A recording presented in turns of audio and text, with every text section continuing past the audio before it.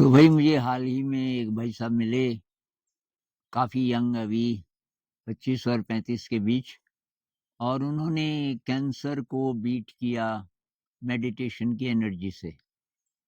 वो कुछ सालों से 2-3 सालों से शायद मेडिटेशन कर रहे थे, लेकिन उससे काफ़ी पहले से बहुत ज़्यादा स्ट्रेस में थे।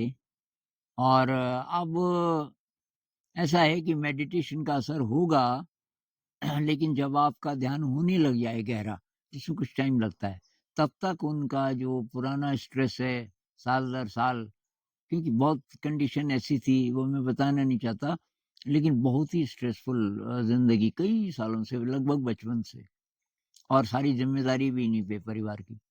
तो जब कैंसर हो गया, तो डॉक्टर्स ने बोला कि भई कहीं तेरे पेट में कोई ऐसी जगह है बहुत संवेदनशील कि वहाँ ऑपरेशन करना पड़ेगा, एक तरीका ये है।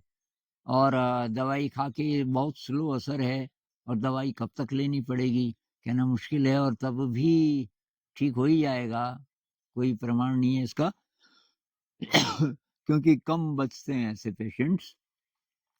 दूसरा ये है कि हम इसका ऑपरेशन कर सकते हैं, उसमें भी 50% भी चांस लेकिन नहीं है। अगर तो हो गया सफल, तो तब तो है उम्मीद, तब तो ख़ैर अ, हो ही जाओगे ठीक फिर धीरे-धीरे। लेकिन इसमें मरने का चांस बहुत ज़्यादा है, 50% से ज़्यादा। इस भाई ने बोला कि कोई बात नहीं, आप ऑपरेशन कीजिए।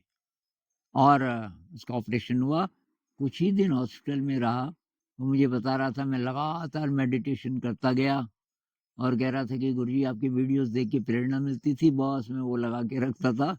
और उससे भी मुझे काफ़ी हिम्मत मिली।